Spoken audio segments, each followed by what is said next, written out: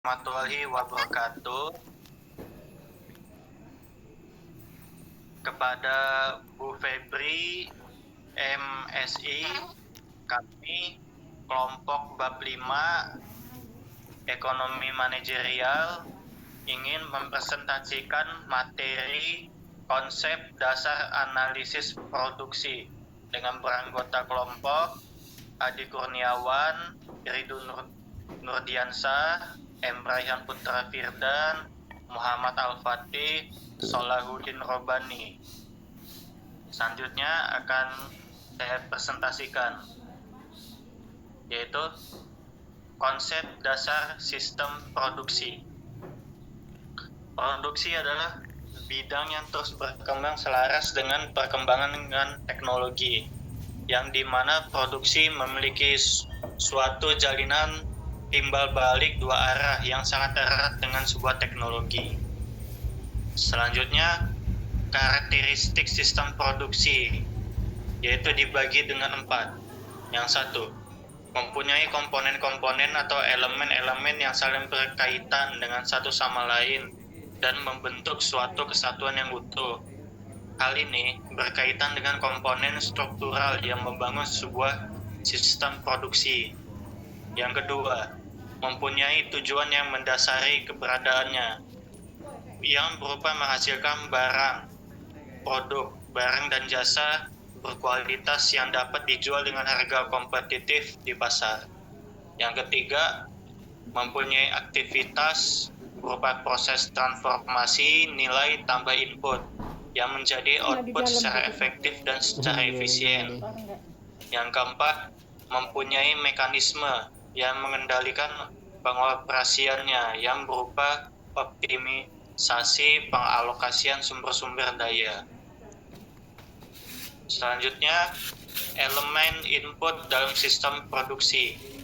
Input tetap fixed input dan input variable input tetap didefinisikan sebagai suatu input bagi sistem produksi yang tingkat penggunaannya input itu tidak tergantung pada jumlah output yang akan diproduksi.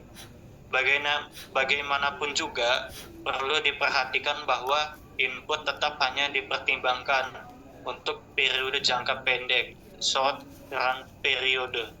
Sedangkan untuk periode jangka panjang, long run periode, semua input bagi sistem produksi dipertimbangkan sebagai input variabel. Input variabel didefinisikan sebagai suatu input sistem produksi yang tingkat penggunaan input itu tergantung pada jumlah output yang akan diproduksikan. Dalam sistem produksi terdapat beberapa input, baik variabel maupun tetap, yaitu sebagai berikut. Selanjutnya saya serahkan kepada Solahuddin Robani. Pertama, tenaga kerja atau labor. Operasi sistem produksi membutuhkan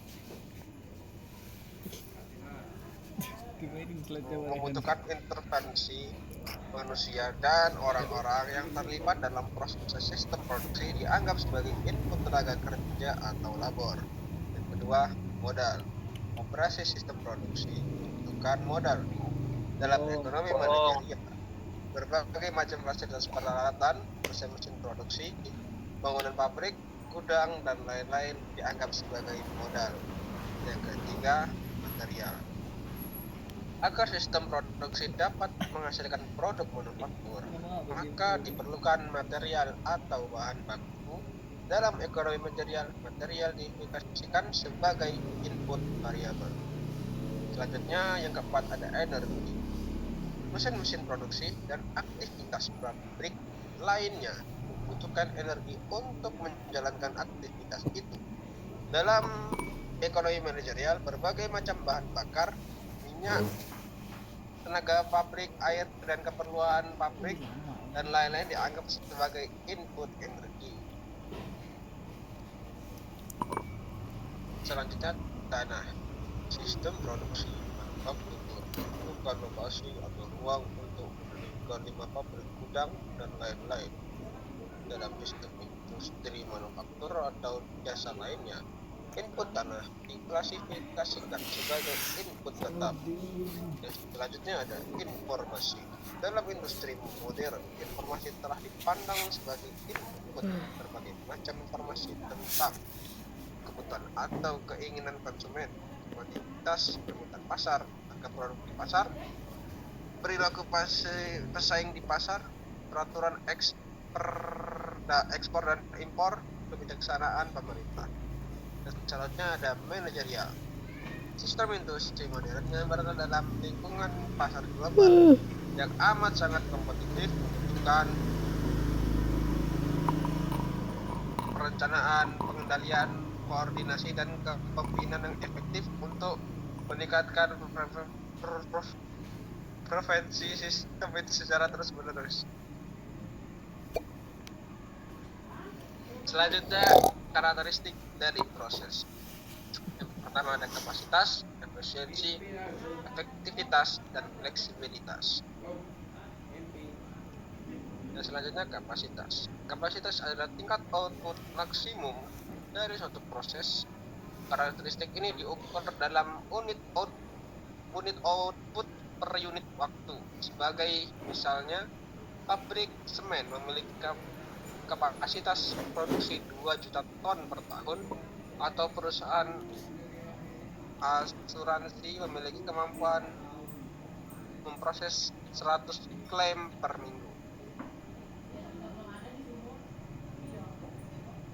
Selanjutnya akan dilanjutkan oleh Nurdiansyah. Aku nih. Selanjutnya adalah efisiensi. Efisiensi adalah ukuran menunjukkan bagaimana baiknya sumber daya ekonomi digunakan dalam Perang Dunia Kedua. Efisiensi merupakan karakteristik proses yang mengukur performasi aktual dari sumber daya relatif terhadap standar yang ditetapkan.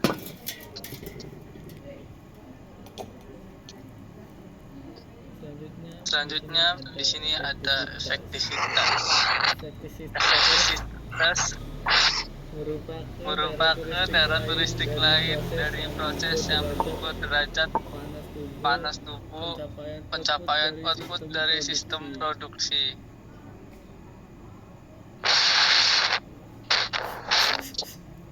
Kemudian ada fleksibilitas, merupakan karakteristik dari proses yang mengukur beberapa lama waktu perubahan proses untuk menghasilkan output yang berbeda atau dengan menggunakan sekumpul input yang berbeda.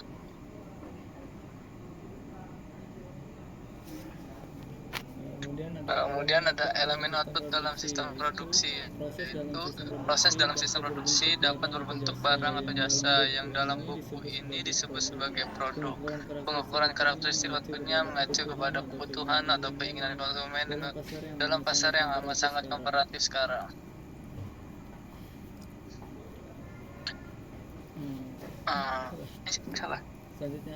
Selanjutnya akan dijelaskan oleh Muhammad Al-Fatih. Yang selanjutnya ada metode just in time. Yang pertama itu ada kuantitas produk sesuai pesanan konsumen atau permintaan pasar yang diukur dalam satuan unit. Yang kedua ada tingkat efektivitas dari sistem produksi itu sendiri yang merupakan rasio output aktual terhadap output yang direncanakan sesuai permintaan pasar, diukur dalam satuan persen.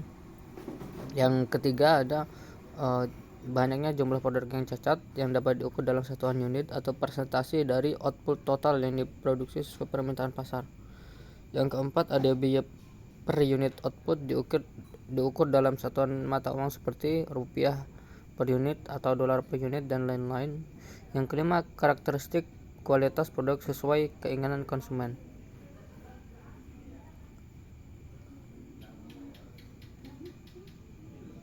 Slide selanjutnya Han.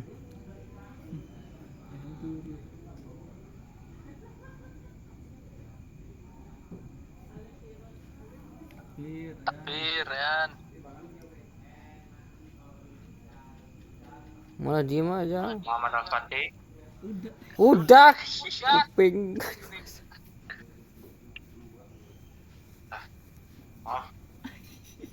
Ya udah, akan saya lanjutkan baca slide Sebut.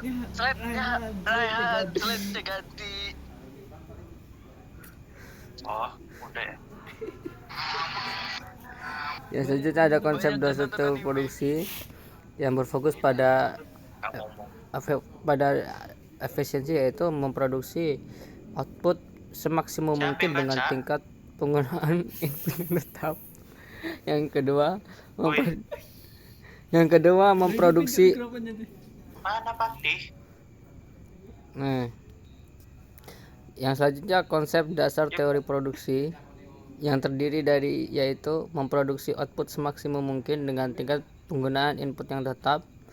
Yang kedua, memproduksi output pada tingkat tertentu dengan biaya produksi yang seminimum mungkin. Slide selanjutnya. Ada beberapa strategi konvensional berdasarkan pendekatan pertama yang memiliki kenamaan mendasar, antara lain adanya kemungkinan kuantitas produksi maksimum yang dihasilkan melebihi permintaan pasar, yang berarti kelebihan kuantitas produksi itu harus disimpan di gudang. Yang selanjutnya, secara konseptual, output maksimum tercapai pada penggunaan tingkat input yang lebih besar apabila dibandingkan dengan menggunakan input yang memaksimumkan produk rata-rata dari input itu, average product of input. Yang ketiga, ada kelebihan produksi di atas tingkat permintaan pasar apabila dijual oleh produsen akan menimbulkan penawaran berlebih atau excess supply, sehingga keseimbangan pasar terganggu yang akan menekan harga jual produk itu. Slide selanjutnya. Yang pertama ada strategi just in time atau strategi produk tepat waktu. Konsep dasar produksi tepat waktu atau just in time adalah memproduksi produk yang diperlukan pada waktu dibutuhkan oleh konsumen dalam jumlah sesuai kebutuhan konsumen pada setiap tahap dalam sistem produksi dengan cara yang paling ekonomis dan paling efisien. Pada dasarnya, pemborosan didefinisikan sebagai segala aktivitas yang tidak mempunyai atau memberikan nilai tambah. Selanjutnya, dalam sistem produksi paling sedikit ada 7 sumber pemborosan, yaitu pemborosan karena kelebihan produksi dari permintaan pasar. Yang kedua, pemborosan karena waktu menunggu. Ketiga, pemborosan karena transportasi dalam pabrik. Yang keempat, pemborosan karena inventory. Yang kelima, pemborosan karena pergerakan atau motion. Yang keenam, pemborosan karena pembuatan produk cacat. Yang ketujuh, ada pemborosan karena proses produksi itu sendiri tidak efisien dan efektif. Yang selanjutnya, untuk menerapkan strategi JIT, sistem informasi dalam industri harus bersifat transparan dan komprehensif, di mana beberapa mode informasi yang diperlukan ialah